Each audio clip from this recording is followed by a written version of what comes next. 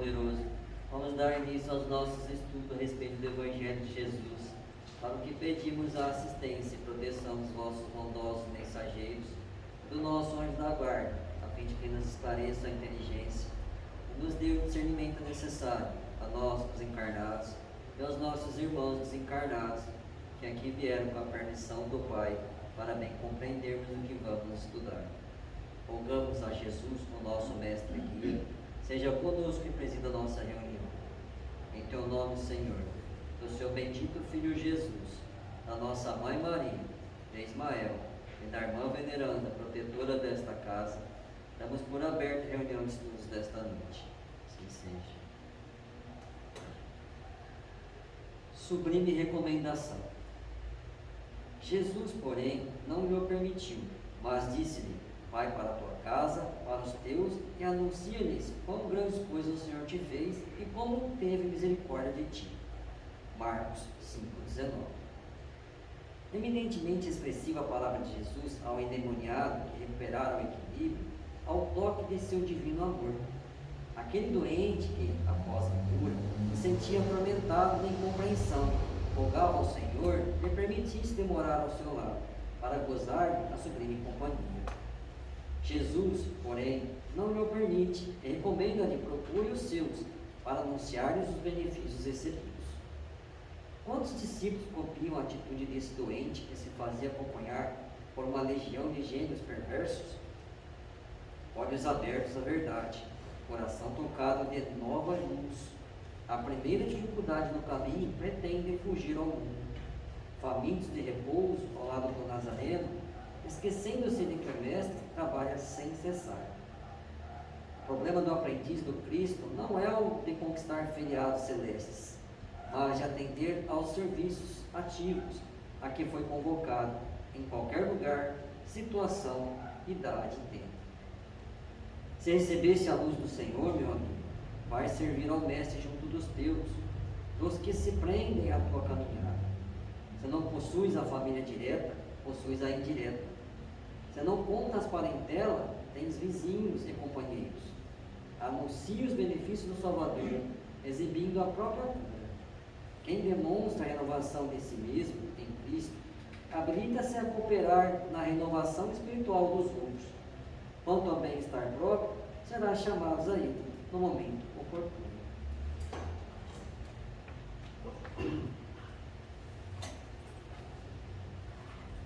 Pai nosso que estás nos céus, santificado seja o vosso nome, que venha a nós o vosso reino, que seja feita a vossa vontade, assim na terra como no céu. O pão nosso de cada dia nos dai hoje. Perdoai as nossas ofensas, assim como nós perdoamos aos que nos têm ofendido. E não nos deixeis que entremos em tentações, e livrai-nos, Pai, de todo o mal, porque teu é o reino, o poder e a glória para sempre. Amém. Espíritos esclarecidos e benevolentes, bondosos mensageiros de Deus, que tendes por missão assistir aos homens e conduzir-os pelo bom caminho, sustentai-me nas provas desta vida. Dai-me força para suportá-las sem murmurar. Afastai de mim os maus pensamentos e fazei que eu não dê entrada a nenhum espírito que tentasse iludir-me e conduzir-me no caminho do mal. Esclarecei minha consciência com relação aos meus defeitos e tirai-me de sobre os olhos o véu do orgulho, capaz de impedir-me os perceber e confessá-los a mim mesmo. Aqui, sobretudo, bondoso anjo da guarda, que mais particularmente velais por mim, e a todos vós, espíritos protetores que por mim vos interessais, fazei que me torne digno da vossa proteção. Conheceis as minhas necessidades, que elas sejam atendidas segundo a vontade de Deus. Que a paz que irradia do coração de Jesus e que abrange toda a terra, possa ser assimilada por todos os corações aqui presentes, tanto encarnados quanto os desencarnados, para que de posse dessa paz possamos compreender as leis que regem o mundo espiritual e ter a sabedoria de praticá-las em nossa vida diária. E em nome do nosso Mestre amado, da equipe espiritual desta casa, dos nossos anjos guardiões e espíritos protetores, solicitamos que a água aqui exposta seja frutificada em nosso benefício. Que assim seja, damos graças a Deus.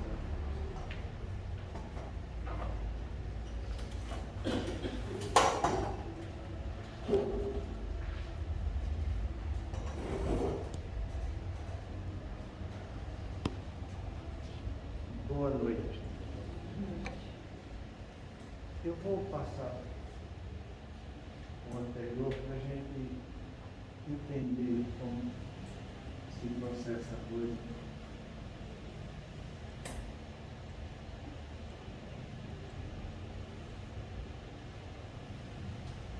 A orientação que eles é dada no livro, nós fomos da loucura, a respeito das obsessões sutis, ele fala o seguinte: tendo em vista a infinita variedade das posições vibratórias em que se demoram os homens, este sofre quando influi em tais faixas, sincronizando com o processo normal com os outros comensais aí situados.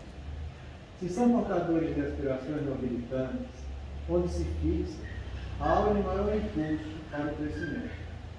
Permanecendo na construção do bem, dificilmente assimilam as induções perversas ou criminosas procedentes dos estagiários das regiões inferiores.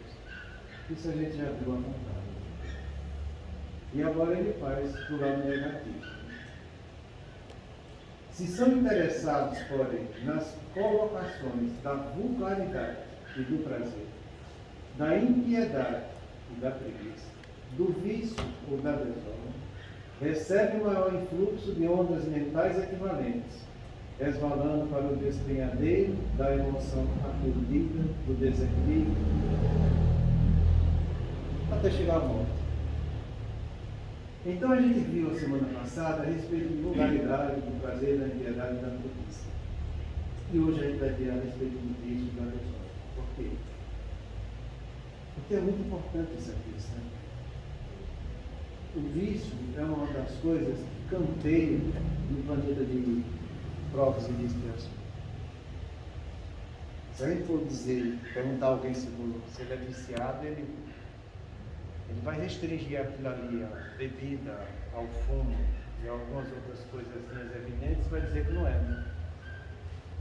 Então, o vício é uma dependência física ou psicológica de determinada substância ou prática. Então, tudo aquilo que dá dependência, ou física ou psicológica, você está ficando viciado. Quer dizer o seguinte, que toda vez que eu entro no abuso, eu entrei no vício. O vício só acontece porque eu pratiquei abuso. Abuso é tudo aquilo que eu faço de modo injusto ou excessivo. Então, uma pessoa que está tomando uma medicação sem necessidade, ela está praticando uma atitude injusta diante da lei de Deus. Porque Deus sempre oferece possibilidades para a gente agir com o nosso próprio esforço para vencer tudo aquilo que a vida está nos oferecendo no planeta de provas e expiações. Vamos ter momentos de dificuldade? Vamos. Vai precisar de remédio? Vai. Quando precisar, use. Mas entenda que você vai usar para ajudar a se recompor e continuar na luta. O que acontece a maioria das vezes é que as pessoas usam de uma maneira inadvertida. E em vez de fazer a parte delas, elas acham mais fácil continuar com a medicação. Eu vou dar um exemplo para vocês, de estatística. Do ponto de vista médico, o tratamento das crises depressivas, se você faz tratamento medicamentoso associado com psicoterapia, a chance de sucesso é mais de 95%, chega até 98%. Você sabe que você tem 98% de cura no processo? No entanto, hoje em dia aqui na Terra, do ponto de vista da população mundial, é em torno de 400 milhões de pessoas depressivas dependendo de remédio. Isso por quê? Porque quando você chega para um paciente e diz, olha, você está com quadro depressivo, ele entende. Você mostra por quê, ele vai compreender profundamente aquilo. Você vai precisar tomar remédio para procurar se equilibrar e fazer uma terapia para poder tratar a causa do problema. Primeiro coisa que ele fala, ele diz, não, doutor, não vou precisar de terapia. Eu não quero saber disso. Ele me dá um remédio que eu me viro. E quando ele toma um remédio para ele se virar, a chance de sucesso, isso cai para 70%, 75%. Isso se ele fizer a coisa certa que a gente está orientando. E a maioria não faz. Porque a gente explica, um tratamento de um transtorno depressivo é de pelo menos 1 ano. Eu vou tomar remédio 1 ano? O certo é tomar. Mas não tomam. Eles tomam, melhoram, na sua ignorância acham que estão bom, para o remédio, a doença recrudesce e a coisa cronifica. Ele entra num vício por escolha própria. Ele agiu de um modo injusto. Ele fugiu do que a medicina está dizendo como ele deve se tratar.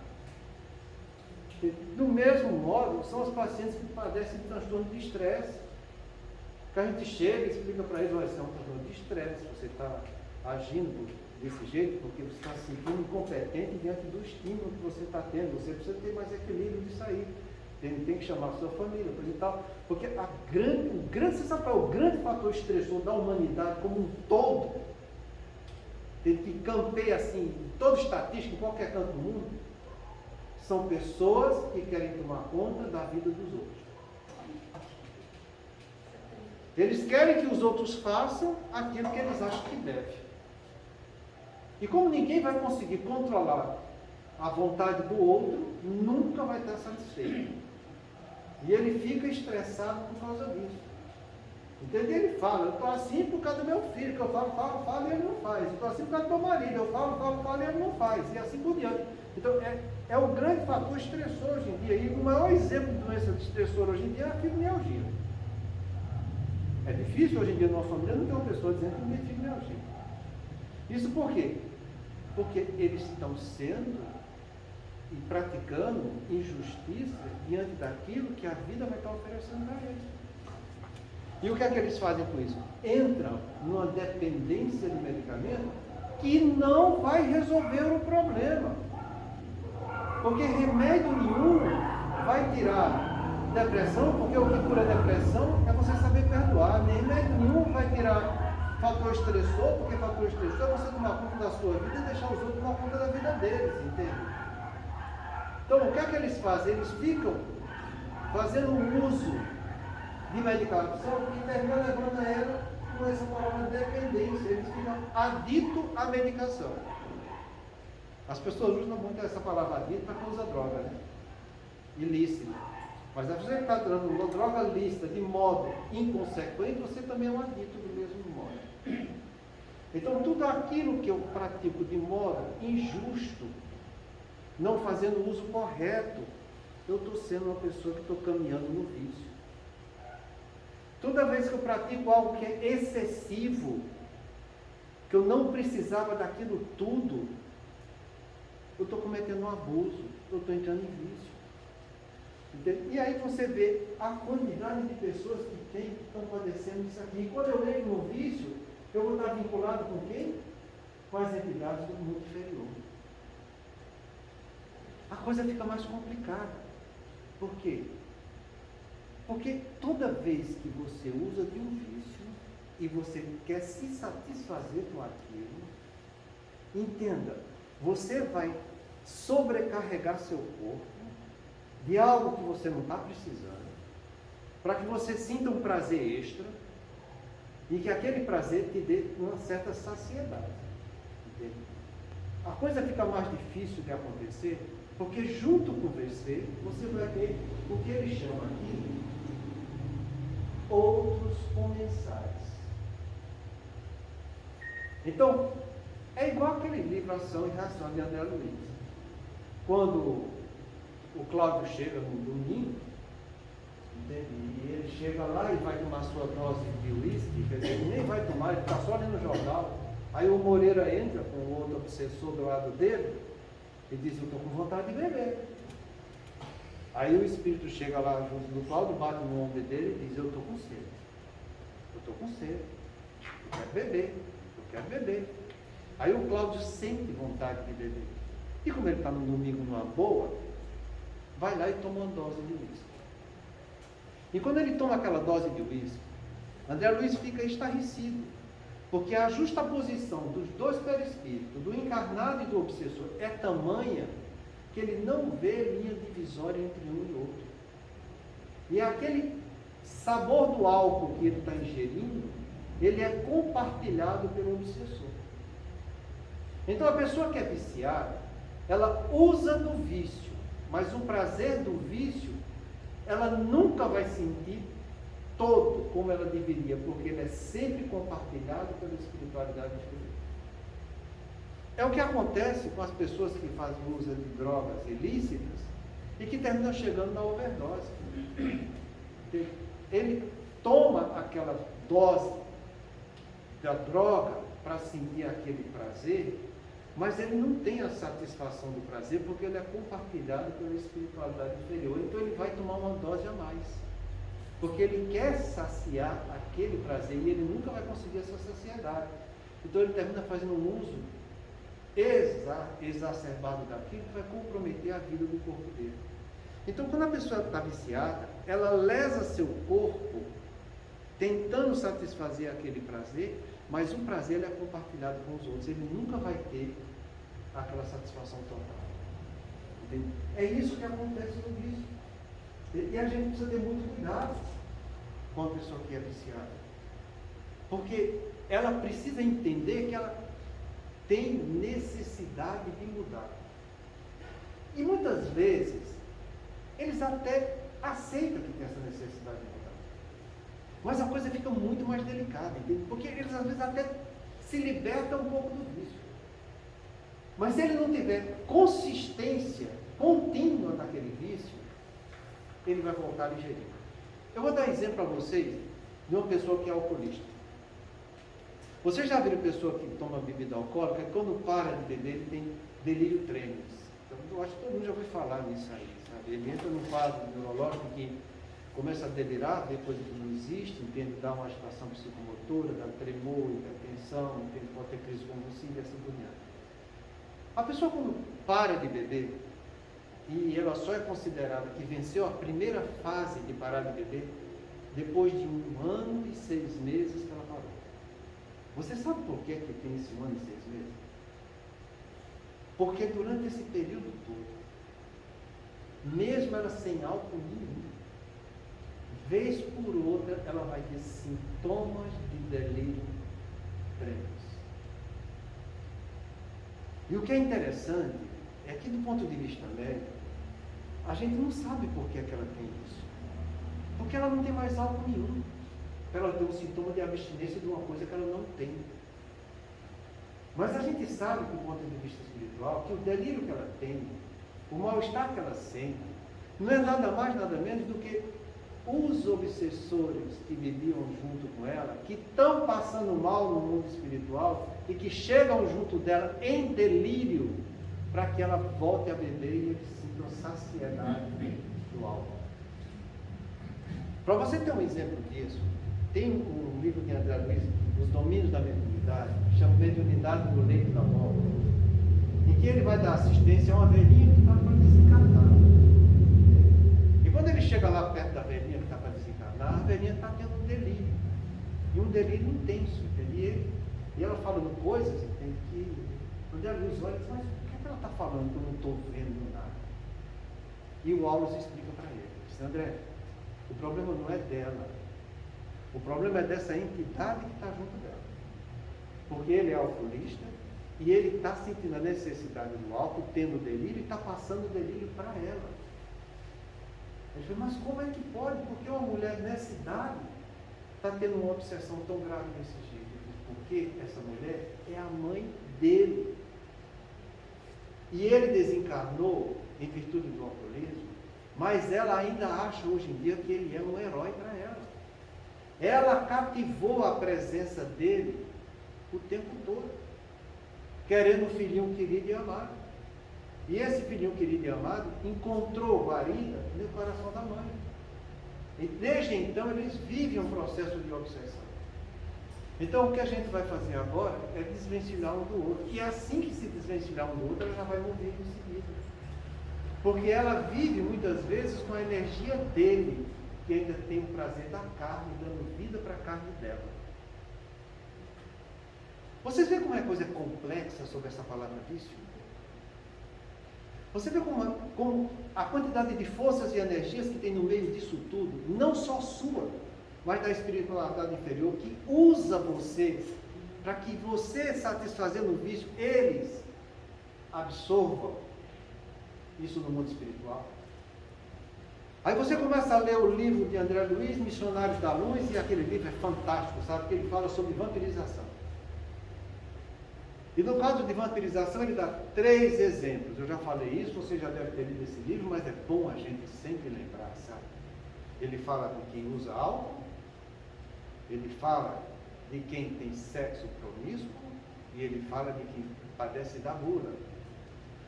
E nas 3 situações, o que é que André Luiz encontra no corpo do encarnado?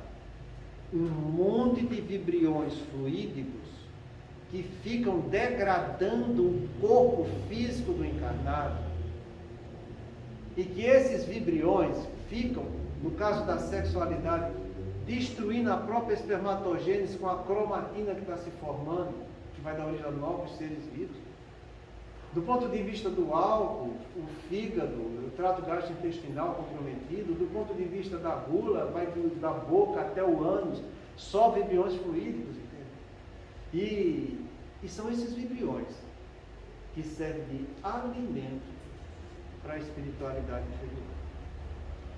É esses vibriões o reduto de energia excessiva que o vício causa e que fica acumulado no nosso corpo espiritual. E esse acúmulo do nosso corpo espiritual fica lesando o nosso corpo físico. Então, veja como é ampla essa palavra vício na nossa vida. Então, praticamente é difícil uma pessoa que tenha passado no planeta de provas e expiações que não tenha um vício. Se não for vício físico, como ele fala aqui, tem um vício psicológico. E essas pessoas que padecem de vício psicológico são essas que eu já falei no começo, entende? São aquelas que têm transtornos neuróticos que a gente está estudando na quinta-feira. São aquelas que padecem de quadros depressivos, de transtorno de estresse e de transtorno de ansiedade. A situação é a mesma. A acumulação de vibriões fluídicos é a mesma pelo uso excessivo ou injusto que ele está fazendo. Então a gente precisa ter muita prudência dentro disso aí, para que a gente não entre nessa atitude de vício. Mas se você já entrou, isso também tem tratamento. Você não está condenado à morte por causa disso. Entenda que a gente tem que compreender que nós, diante dos problemas que temos, a primeira coisa que a gente tem que fazer é reconhecer o problema. Se você for trabalhar nos AA, nos Alcoólatras Anônimos, a primeira coisa que eles trabalham lá é fazer com que a pessoa que usa de álcool entenda que ele tem um problema, que é usar álcool. Então, qualquer pessoa viciada, ela precisa se conscientizar disso. Eu tenho um problema. O que é que eu posso fazer com esse problema para que eu resolva ele? E aí vem o que a neurociência mostra muito para a gente, que vai trazer benefícios. Sabe? Todo vício, ele é composto de um gatilho, um comportamento e uma recompensa. Sempre é desse jeito. O gatilho é o desejo que a pessoa tem de ir em busca daquilo que ele está viciado. A tendência é o comportamento automático que já leva o desejo que ele tem de praticar aquilo. E a recompensa é o gosto que ele sente pelo ato praticado. Qualquer pessoa viciada, ela não tem que ficar brigando com o gosto, nem tem que ficar brigando com o comportamento. Se ela for atrás disso, ela vai gastar energia demais e o sucesso será muito pouco. Ela tem que combater o gatilho. Se ela combate o gatilho, o resto do processo não acontece. Então, o que é que uma pessoa que usa álcool tem que fazer? Qual é o gatilho? É o desejo de beber. Então, ele vai ficar longe de tudo aquilo que pode levar o comportamento dele a que ele encontre aquele desejo para que seja saciado. Então, você vai deixar uma pessoa que tem alcoolismo ter álcool dentro de casa? Jamais. Você tira o álcool, que é aí que está o gatilho. Você vai deixar uma pessoa que tem vício de bebida ficar frequentando um bar junto com os colegas? Jamais. Ele tem que ficar longe daquilo que desencadeia aquele gatilho. Então ele tem que mudar todo o comportamento que pode dar ensejo para que ele satisfaça o desejo. O que a gente tem que fazer é isso, entende? Combater o gatilho. Os fatores que podem estar perto de mim, que vai me levar a satisfazer o vício. A gente precisa entender que todo vício, quando eu paro, eu tenho abstinência. Todo. E que para você combater um vício, você tem que parar ele de vez. Essa história de dizer, eu vou fazer aos poucos, você não tem energia para fazer isso. Você tem que entender que tem um problema, que esse problema tem que ser combatido por você mesmo, você tem que parar ele aqui agora. Entende? Então, o que é que eu tenho que fazer? Saber que eu vou parar, saber que eu vou ter abstinência.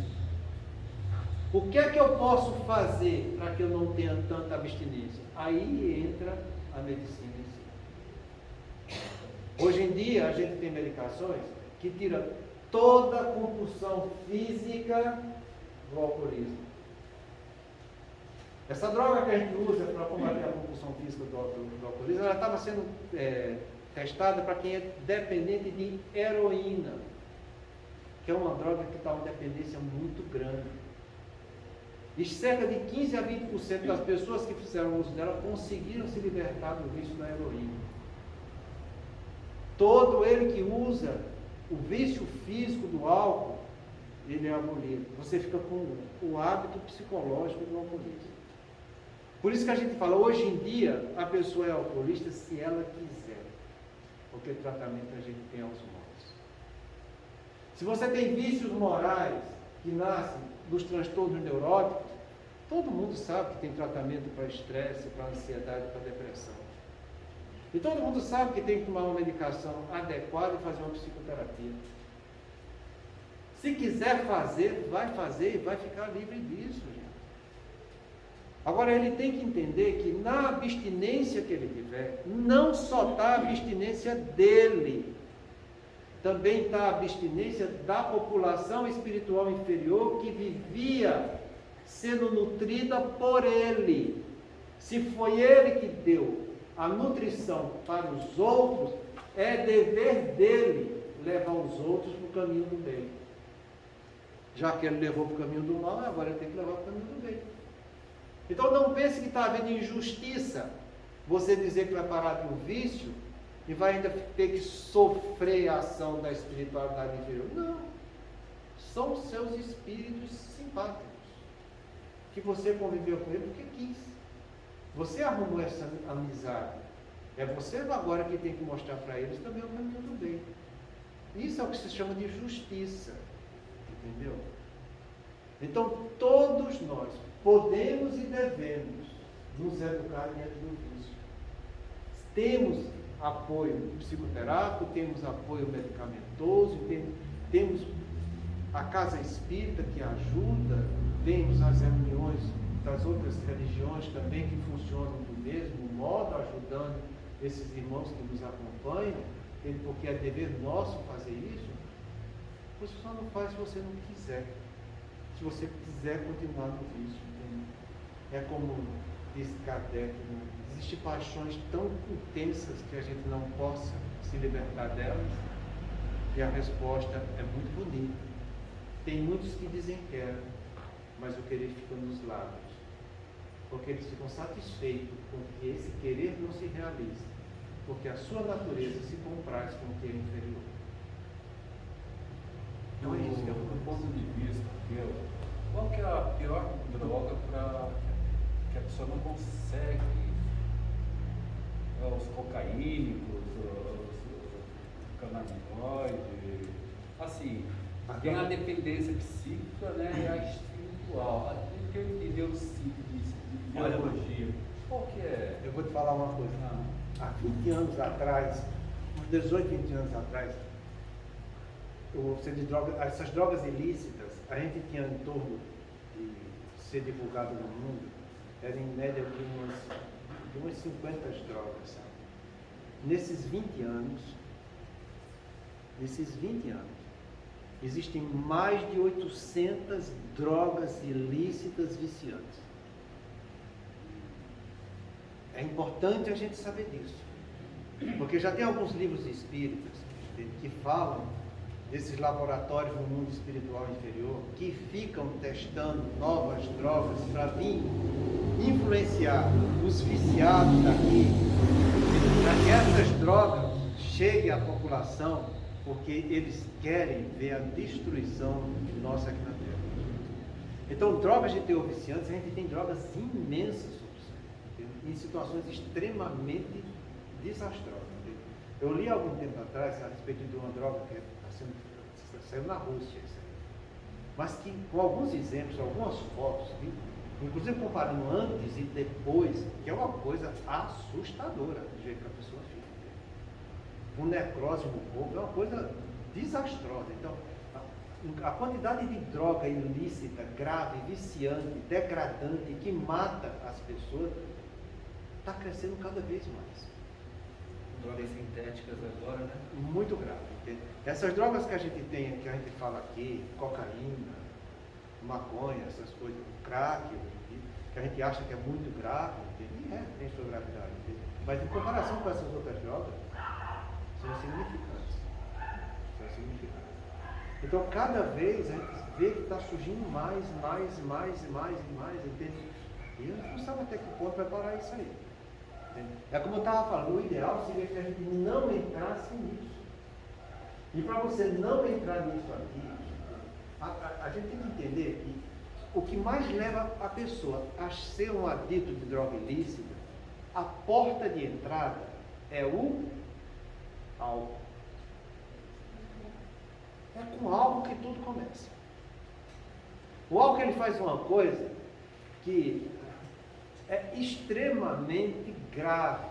Ele embota a tua consciência. E quando eu não tenho a minha consciência atuante, eu fico igual aos irracionais. E como eu fico igual aos irracionais, e querendo ou não, eu ainda tenho o meu livre-arbítrio, a tendência é eu ir atrás de mais prazer para aquilo que eu sinto, que é o álcool. Então o álcool já não me satisfaz, então eu vou adquirir uma experiência com outras coisas. Aí vem as coisas mais simples, que são a maconha, entende? Aí depois da maconha já vem agora o crack, não é nem mais a cocaína, entende? Já é o crack, a cocaína está ficando muito clara. Então, o álcool é a porta de entrada para tudo. Entende? Quando você vê uma pessoa viciada, isso a gente sempre fala para as famílias, entende? Se ele realmente parar de usar a droga, ele não vai estar bebendo. Se ele estiver bebendo, ele vai estar usando a droga de novo. Então, o fator que a gente usa para orientar, e fala com o paciente. Se você quer realmente parar, você vai ter que parar com o álcool. E ele não quer isso. Ah, mas eu paro de usar outra droga, mas o álcool eu posso. Todos meus colegas bebem, aqui no Brasil bebe, todo mundo é permitido, por que eu não vou usar? Ele não quer entender que ele é uma pessoa viciada. Ele não quer entender que o álcool é grave. Se a gente chega com uma pessoa hoje e fala para ela parar de beber, e você vai mostrar que o álcool não é bom, ele fica rindo da tua cara. Quando você chega para uma mulher e diz, se você tomar uma latinha de cerveja, a tendência de você ter câncer de mama aumenta 9%, ela vai, é isso, doutor? É isso. A tolerância é 0 para câncer de mama, câncer coloretal, câncer hepático, câncer de esôfago. Para quem bebe é 0. Bebeu, você já está predisposto a isso. A gente falando só de câncer, porque além do câncer, o álcool causa mais de 200 doenças no corpo da pessoa. Entendeu?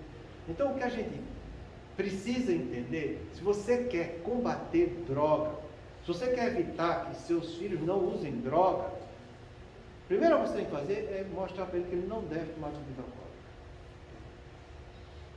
Eu não estou dizendo que você vai castrar seu filho para que ele não tenha essa experiência, porque ele vai ter que ter. Não tem como. Entende? Por quê? Porque a família bebe. Entende? Na classe que ele estuda, bebe. Se ele vai para uma festa, bebe. Em todo canto ele bebe. Então, se ele beber, vamos conversar a respeito disso. O que é que você sentiu com esse álcool? Aí você começa a dialogar com eles e mostrar que aquilo ali não é bom. Entende? Porque quando embota a consciência da pessoa, entenda, a gente já estudou várias vezes a psicologia do ser humano como que é. A nossa personalidade ela é constituída de quê? De superego, ego e id. Não é assim que a gente já falou? O que é que André Luiz fala? Superconsciente, consciente e subconsciente. Mesma coisa. O que é que acontece quando você bebe? O superego já não existe. Isso aí, você já resolveu fazer uma atitude que não é legal. Então o seu superego já foi vencido. Porque o teu superego, o superego de todo mundo, que é o ser espiritual nosso, que é o superconsciente, sabe que não devemos entrar no caminho do alcoolismo. Quando você resolve entrar, você já acabou seu superconsciente, você já não tem mais superego. Você tem um ego que vai atrás de prazeres, né? Isso aqui, ó. Vai atrás de vulgaridades, como a gente estudou. Então, quando você entra no prazer, na vulgaridade, e esse prazer embota a tua consciência, você fica só o subconsciente, que é onde você não pensa. O subconsciente é onde está o hábito, o vício, os instintos nossos. Então, você libera para que você solte as frangas na animalidade da vida. E aí você se contamina, porque aparece um colega e diz, vamos fumar, que está todo mundo fumando, e você não está lá raciocinando, você vai lá e fuma. Vamos fumar um craquezinho aqui, todo mundo está fazendo, a rodinha está aqui. Uma das coisas que mais me assustou, quando eu cheguei em Ribeirão Preto, imagina, um caipira vindo lá no Nordeste, não tinha essas coisas, então a educação era muito rigorosa. Aí eu cheguei, uma semana me chamaram numa festa. Eu fui lá, aí você quer ir em qual quarto? Qual quarto? Está numa festa. Não, aqui tem os que bebem, aqui tem os que fumam maconha, aqui tem os que cheiram coca. Qual quarto você quer? Não quero nenhum. Peguei e fui embora, não quero lá. Mas é desse jeito, entendeu? É um impacto que a gente tem danado, sabe? E não pense que vocês, que com os filhos de vocês vai ser diferente, não, porque não é diferente. Então o que é que a gente tem que montar? Entendeu? Educa seu filho, as pessoas, que o álcool não é bom. É liberado? É, mas é ruim. Por que é liberado? Porque dá dinheiro para o governo. Se não desse dinheiro, ele estava combatendo, porque do ponto de vista médico, do ponto de vista de ciência, a gente sabe que ele não causa nada de bom. É o que eu falo para meus pacientes quando chega lá no meu filho. Por que é que você usa álcool gel para matar o bicho? E quando você toma o álcool, quem está morrendo? É você. Você morre tanto do ponto de vista físico, entende? Como do ponto de vista espiritual. Vá ler o livro Missionários da Luz de André Luiz, quando ele fala, quando ele vai analisar a pessoa que bebeu. Vai ver o que é que acontece quando ele está nesse próprio livro, lá na frente, falando uma reunião de materialização, em que a pessoa bebeu faz uma semana e quando chega na reunião ele ainda tem os hábitos do álcool, ele tem que ser enclausurado em si mesmo, para que ele absorva seu próprio fluido, ele passa mal horrores quando termina a reunião. Vai ler. Mas lê para você estudar, não é para ler para dizer, é bonito. As pessoas dizem, é bonito. O que é que serviu para você? Porque não serviu de nada, é complicado. Então, você quando pega uma pessoa, os filhos seus, você mostra cientificamente que a coisa não é boa, entende? Você vai levando para eles essas informações, eles vão se convencendo disso, sabe? Eles vão começando a aderir à coisa. E a gente sabe que, presta bem atenção, a droga mais antiga que existe na humanidade é o álcool. Os índios lá, como você sabe, fermentavam banana, fermentavam arroz, fermentavam tudo, porque para ficar tudo doidão tomando álcool. Você acha que uma droga, que é a mais antiga da humanidade, você não passou por ela? Imagina. Se isso não está registrado no teu inconsciente. É lógico que está.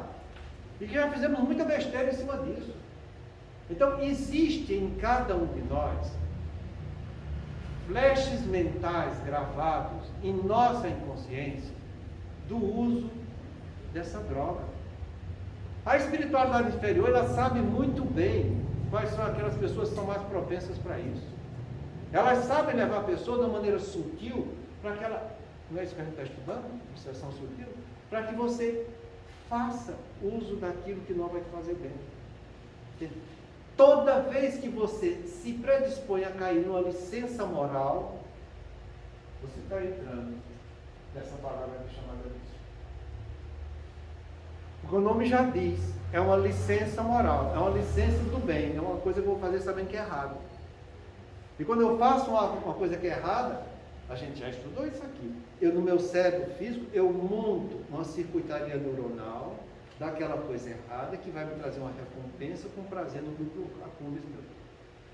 Quanto mais eu exercito aquela circuitaria, mais eu estou tendo prazer. Eu exercito, eu vou tendo prazer. Então aquela circuitaria vai ficando cada vez mais viva dentro de mim. E o que é que acontece com isso? Quando eu tenho que fazer o contrário, eu tenho que inibir aquela circuitaria e tenho que formar uma nova circuitaria para que aquilo não se realize.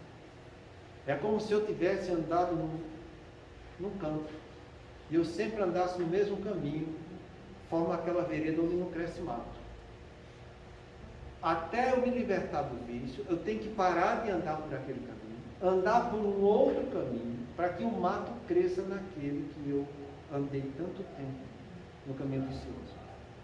Então, para você se libertar de um vício, precisa de tempo e de tratamento. Sabe? E a gente já estudou aqui. Quando eu quero realizar alguma mudança, eu preciso de 3 coisas: visão, disciplina e comprometimento. Se eu não tiver uma visão ampla sobre aquilo que eu preciso me tratar, se eu não montar uma estrutura de disciplina, de princípios que eu preciso seguir, princípios esses que têm coerência, se eu não tiver consistência para fazer hoje, amanhã e sempre, eu não vou estar mudando. Aí a gente entra nessa última coisa aqui chamada desordem. Porque o que é a desordem? É a falta de disciplina. Então a desordem e o vício, por isso que ele fala vício ou desordem, são coisas que andam juntos. Toda vez que eu saio da ordem, toda vez que eu saio da lei de Deus, que é onde eu devo seguir a minha disciplina, eu estou criando vício dentro de mim. Eu preciso voltar para o caminho da disciplina, para que eu, voltando para a disciplina, eu faça uma nova estrutura cerebral dentro de mim. Então, para que aconteça isso, a disciplina não é um ato imposto, tem que ser um ato coerente que você vai montar para você. Então não adianta você dizer você tem que parar de beber, você tem que parar de fumar, você tem que parar de comer, você tem que parar de fazer isso, aquilo. Não adianta. Isso não resolve o problema. Tem de espírito inferior que quer impor as coisas.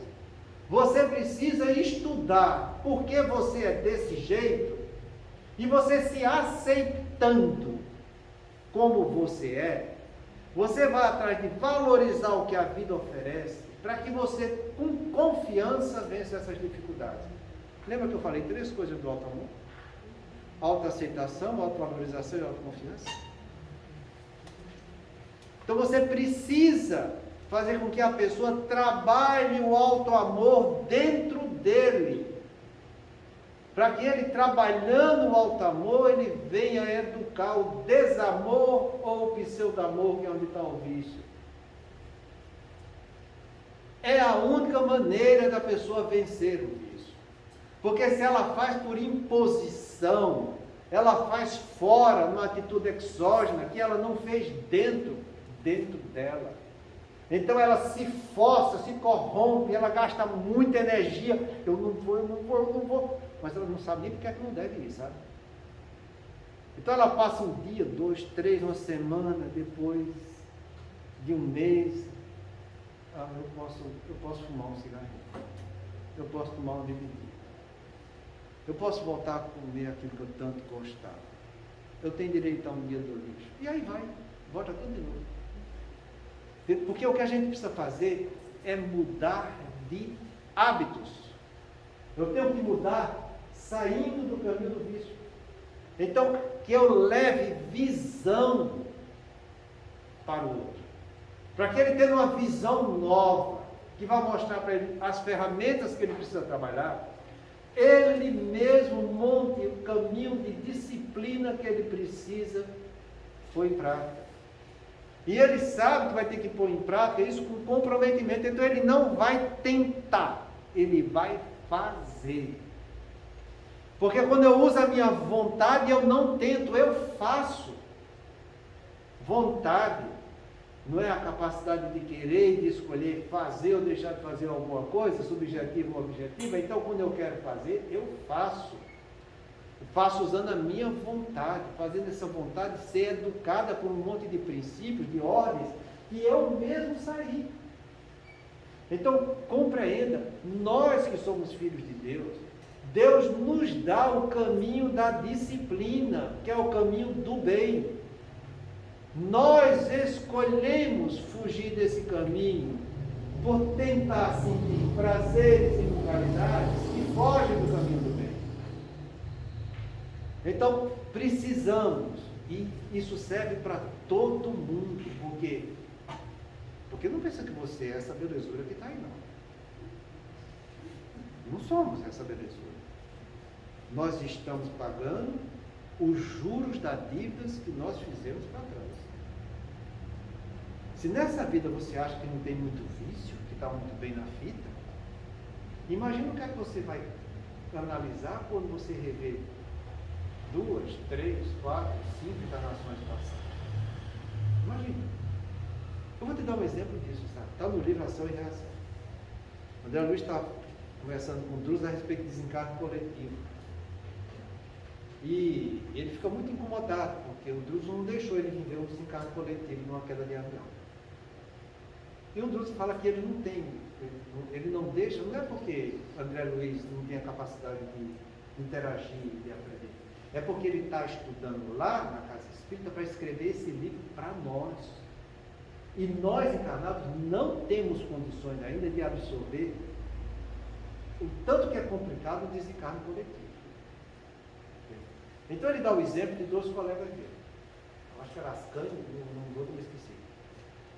Que eram trabalhadores que de vez em quando ainda iam visitar o Deus Final, mas que estavam muito evoluídos, estavam para lá e do nosso lado, esses 2 espíritos, sabe? E de muitas encarnações, eles estavam andando juntos já.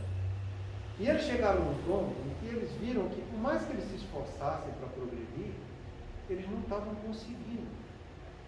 Então eles 2 foram para os superiores dele perguntar o que estava acontecendo. E o superior disse: analise suas vidas anteriores, você não tem a resposta. Então eles voltaram. Encarnação anterior, a segunda, a terceira, a quarta, a quinta. Quando chegou na quinta, eles viram que eles foram corsários. E que eles mataram algumas pessoas na prancha dentro da água. E quando eles viram aquilo ali, aquilo incomodou dentro deles. Aquilo perturbou o coração deles. Porque eles que tinham evoluído tanto no caminho do bem, praticando tanta caridade, ajudando tanto ao próximo, como é que eles teriam feito a atitude daquelas? Então os 2 resolveram reencarnar e trabalhar pelo progresso da aeronáutica. E nesse programa estava estabelecido que eles iriam passar por um desencargo acidental, através de um avião que iria cair no mar, do mesmo modo que ele tinha matado os outros na prancha. E assim aconteceu. E Drusus contou isso porque fazia 2 meses que os haviam desencarnado, feliz da vida, que tinham resgatado essa dívida para que continuasse sua escalada evolutiva. Até chegar um ponto que eles também iriam ficar muito incomodados. Queria ver a 6, a 7, vai pagando as besteiras que fizeram. Já chegando a cruzada, né? E aí vai. E aí vai. Então nós não somos o que estamos. Estamos o que temos condições de ressarcir. E para que a gente faça isso, a gente precisa ser pessoas disciplinadas. Porque quanto mais disciplinada você for nessa encarnação, mais você está montando um arcabouço cerebral seu de cumprir com o seu dever e não de ir em busca do seu desejo. Porque todos nós aqui ainda vivemos muito iludidos, querendo realizar nosso desejo. Eu desejo isso, eu desejo que seja assim, que eu conquiste isso, que minha família faça isso, eu desejo aquilo. Eu desejo. Nós somos muito mais desejo. Nós estamos muito longe do dever. Mas a gente vem aqui para a Terra para cumprir deveres. E só cumpre deveres aquele que segue disciplina. Então começa a trabalhar essa disciplina para vencer a desordem que você tem na sua vida hoje. Porque olha a tua vida para trás. E olha a tua vida agora. Se você tem humildade para praticar o autoconhecimento. Faz isso. Analisa. Veja o tanto de desordem que você construiu na sua vida. Desordem de você com você mesmo, através do seu corpo, que é por onde seu espírito se manifesta. Desordem de você para com a sua família, pai, mãe, filhos. Desordem de você para com o seu cônjuge. Desordem de você para com o meio socioeconômico que você vive. Que são o que a gente sempre estudou aqui, são os 4 caminhos que eu estou passando por provas e expiações. Em vez de construir disciplinas regularizadoras da prática do dever, a gente fica arrumando desculpa para que entre no caminho da desordem.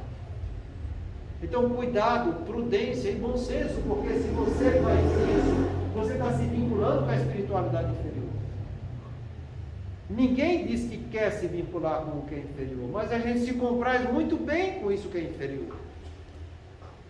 Entende? Então, que a gente tenha muito cuidado, porque aqui a gente vai receber, como ele fala, um maior influxo de ondas mentais equivalentes, resvalando nos despenhadeiros da emoção aturdida e do desequilíbrio.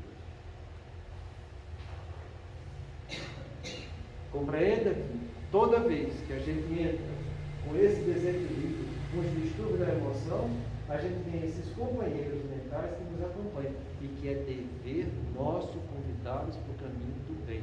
Porque o mandamento de Jesus é que nos amemos uns com os outros como Ele nos amou. Não temos que excluir ninguém. Ninguém. Todos são os nossos irmãos. E devemos tratar desse jeito. Eu espero que a semana que vem a gente termine o próximo tópico, que vai ser muito interessante. Mas eu só vou dar uma entrada nele aqui, para vocês ir pensando, porque isso tudo que a gente estudou ali fala o seguinte: se não vigiarmos as nossas tendências descritas assim, nossas ondas mentais irão assimilar as ondas mentais equivalentes e o processo irá se aprofundando. A mais comum delas no movimento espírita é a preguiça de realizar as ações que sabem que precisamos realizar. Então a gente vai analisar um pouco essa palavra preguiça, porque é aqui que o bicho pega no longo da gente, sabe?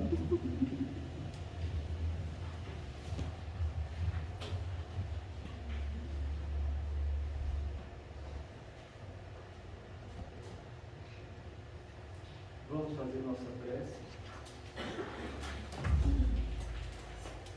pensando não só em nós, não só nos nossos, mas em todos, principalmente os irmãos que mais estão sofrendo na área de conflito e de guerra. Senhor de infinita bondade, no santuário da oração, marco renovador do meu caminho, não te peço por mim, espírito em divindade, para quem reservaste os tribunais da tua excelsa justiça. A tua compaixão é como se for o orvalho da esperança em minha noite moral, e isso basta ao redor pecador que conheço. Não te peço, Senhor, pelos que choram, clamo por teu amor e benefício dos que fazem as lágrimas. Não te venho pedir pelos que padecem, suplico-te a bênção para todos aqueles que provocam sofrimento. Não te lembro os fracos da terra, recordo-te quantos se julgam poderosos e vencedores. Não intercedo pelos que soluçam de fome, rogo-te amor para os que lhes furtam o pão. Senhor todo-bondoso, não te trago os que sangram de angústia, relaciono diante de ti os que golpeiam o inferno. Não te peço pelos que sofrem injustiça, rogo pelos empreiteiros do crime. Não te apresento os desprotegidos da sorte, sugiro teu amparo aos que estendem a aflição e a miséria. Não te imploro vencer para as almas traídas, exorto-te o socorro para os que tecem os fios envenenados da ingratidão.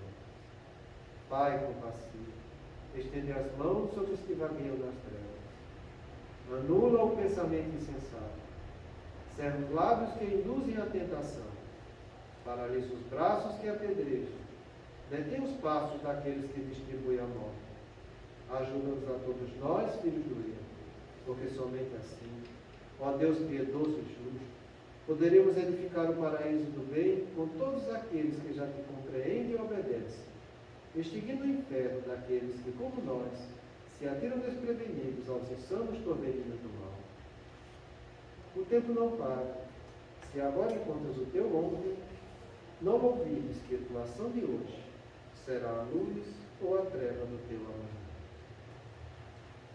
Deus, tenhamos coragem e determinação para em busca